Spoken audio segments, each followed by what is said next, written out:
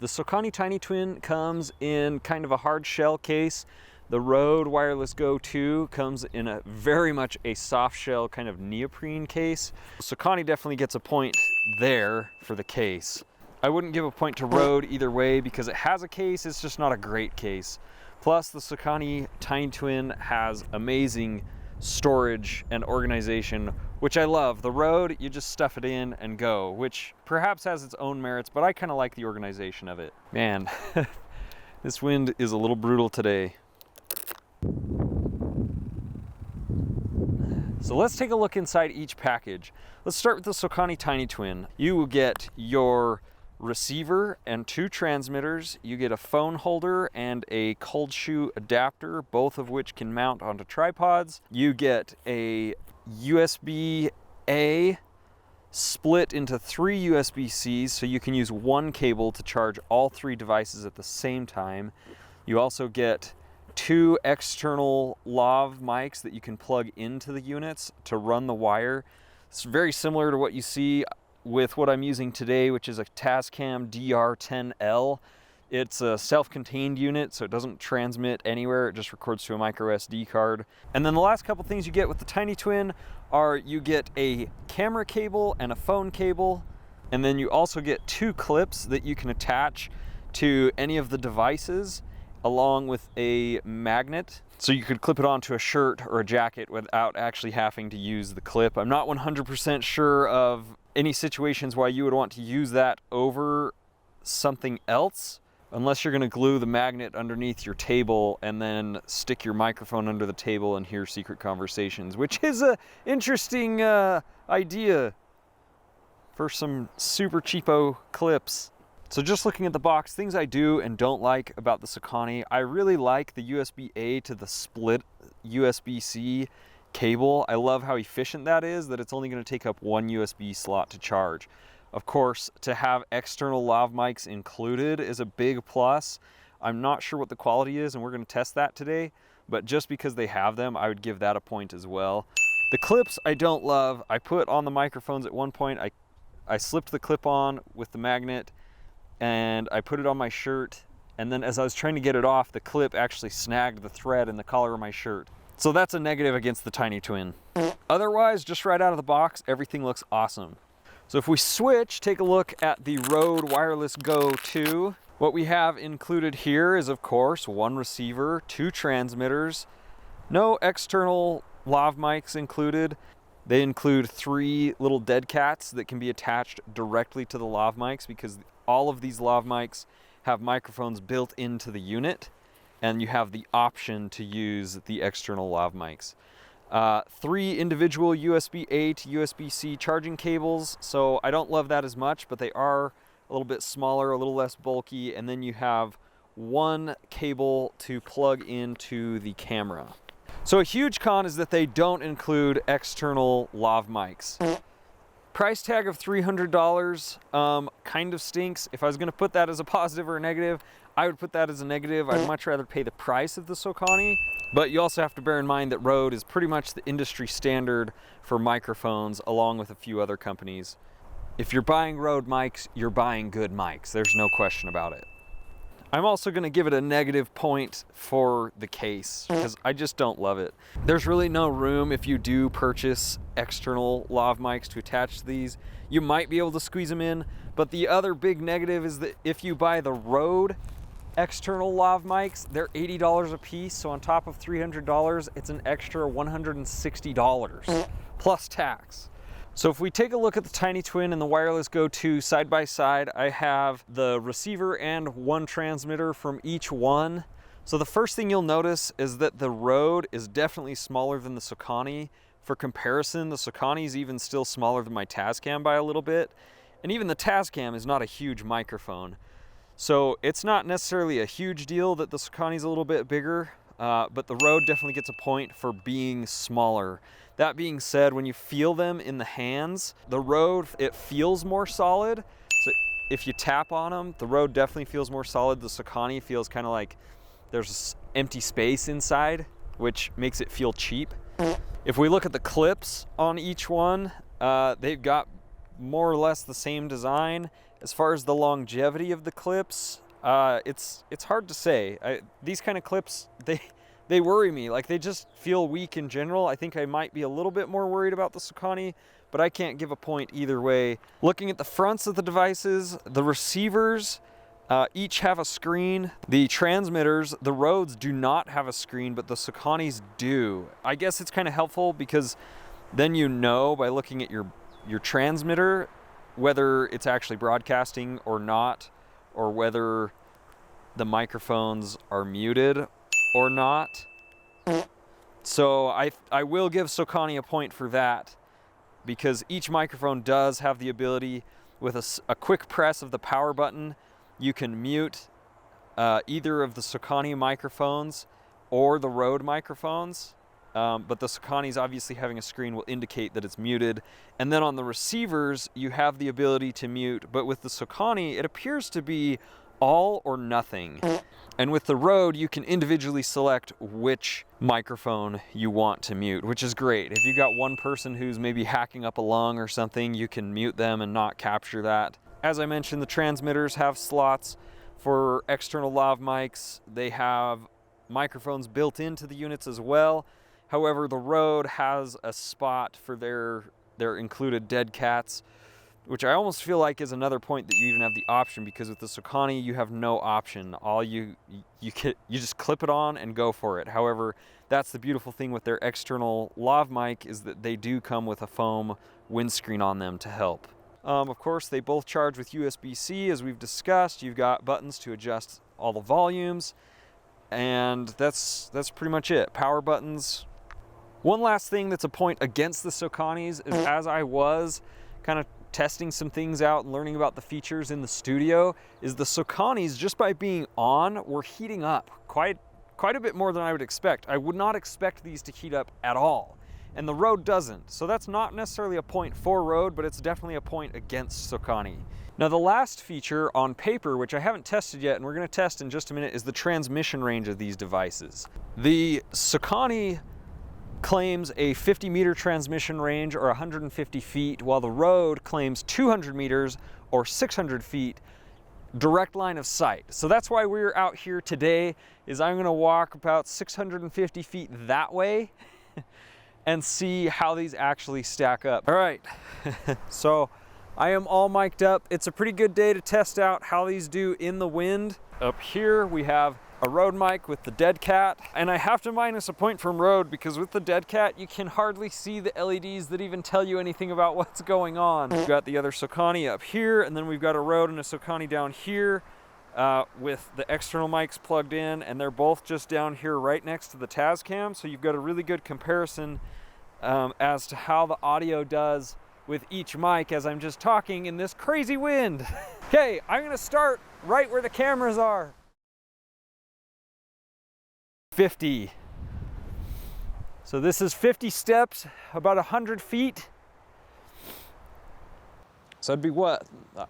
I don't know in meters. I'm not going to think about it. So the Sokani should be able to pick up just fine along with the Rode. We're going to keep going. 475.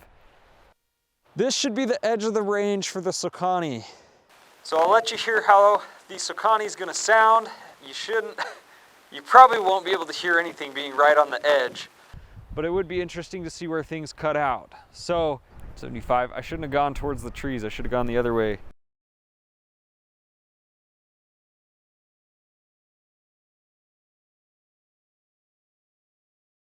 This is 200 steps, should be approximately 400 feet. So we'll keep going. So 400, so 50 more steps, we'll be at 500, 201, 2, 3, 4, 5, 6, 7, 8. 250 steps.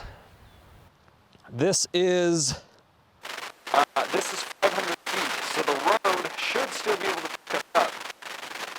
Based on what they're saying, direct line of sight, there's literally nothing in between us. There's almost nothing on this field except for a handful of soccer goalposts. 250, Okay. 300 steps. So we'll probably be out of range on the Rode mic. I'll try to show you what the Rode mic sounds like. It should sound something like this.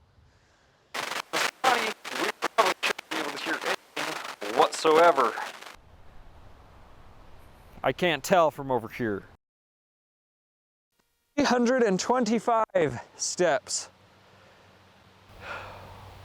Should be 600. That's hilarious. It looks like the Wireless Go is losing its connection when I put my hand in front of it, but if I take it away, it gets reconnected. So 650 feet. I'm gonna keep going, but I think I'm far enough away, it's not gonna matter too much if I walk down this tree line instead of going straight towards the toys. So I'm gonna go that way. I'll probably go out of sight of the cameras a little bit, but we're gonna give it a try because I'm just curious.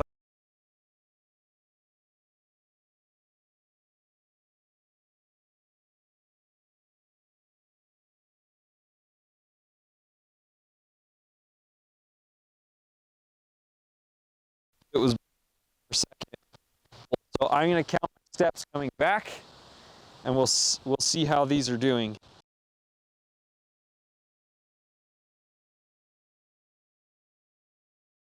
It's so stinking windy.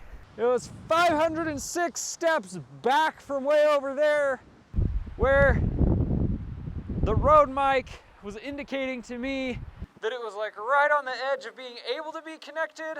Now I must say, having them clipped on, the Rode feels a lot more secure than the Sokani, so that's 1 point to Rode. It's not necessarily a point away from Sokani because as I move them, they do feel solid, but as I'm walking around and just have them clipped on my shirt, the Rode, it just feels more solid. The Sokani feels like it's gonna fall off, although it's not gonna fall off. We got really far out there. 506 steps should be approximately 1,012 feet. That's really far. And I realize I'm measuring it in my steps and your stride can vary and you don't always walk perfectly straight. So it's very rough, but what's super clear is that if that audio connected, like I'm hoping it did, then that is completely insane because one thing is for darn sure, that's way over 600 feet. Way over. So the other thing is battery life. The Sokani claims that each device is going to last about 4 hours. The Wireless Go 2 claims up to 7 hours. From what I understand, if you are using the 3.5 millimeter jack, you could plug in like an external power pack and get extra long power. I haven't tried it, but that's the idea in theory. So 1 point to the Wireless Go 2 for longer battery life. The Wireless Go 2 has the capability to either have the microphones record on separate channels, which the Sokani does not do. Both transmitters will record into a single track mixed together. The Wireless Go 2, you can have them separated and split, or you can also set it to have them merge so that it's mixed together. The interesting thing is that it has a safety channel feature.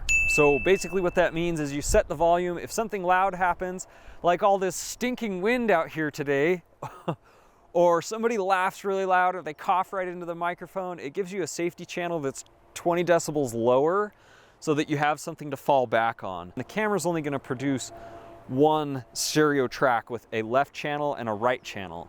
So individual transmitters are gonna be on left and right. So to do that, when they're merged, you're gonna have them all merged, one on left, safety channel on right. I wish they could figure out how to split that out even further. Now, another feature that the Rodes have that the Sokanis don't, and this is a huge one. If you install the Rode Central app or something onto your Windows or Mac PC and you plug in via the USB-C the Rode to your PC, you get access to a whole slew of settings. You can adjust there's a decibel setting that you can adjust the volumes that your transmitters are sending to the receivers. So if you need to adjust the volume, you can. By default, it has a 3-stage setting, which I think it said was -20, -12, and -6 decibels or something. But if you hook it up to the computer, you can adjust that so it's a 10-stage setting, which is amazing. And I immediately changed mine to. And then you can change the power button, so when you click the power button, by default, it will adjust that volume. Or I have it switched, so if you press the button, it'll place a flag in your audio files in the Rode Central app when using the Wireless Go 2 as a standalone recorder, which I did not know you could do when you bought this. So that's another setting that you can set up. You can set it to record either uncompressed or compressed, and some of it depends on how you're doing it. You can have it set to record when it connects to the receiver automatically to the onboard memory. And I believe with that setting, you can record either compressed audio or uncompressed audio. As a professional videographer, I would lean towards uncompressed. You get about 7 hours of recording uncompressed audio, which for probably most situations is going to be more than enough. So you can use these as a standalone mic, and that's amazing because instead of going and buying something like a Tascam, you could just buy the Rode. If you go with the uncompressed audio setting, all of the materials that come with this originally advertised it as about 24 hours of uncompressed audio, but they've since made updates to the firmware. So if you download the updates through the app on the computer, you actually can record like up to 43 hours of uncompressed audio or something. I know it's 40 for sure. That's insane, that's a ton. And then of course you can also change the settings so that the screen can shut off. So it's like a power saver setting. The screen will dim. It'll turn off that backlight and get you additional battery power. I'm not completely sure if that is what you need to do to get up to that 7 hours of battery life, or if that might increase it any further. I'm assuming it's probably not going to give you more than 7 hours of battery life, and that's just how you get to that benchmark.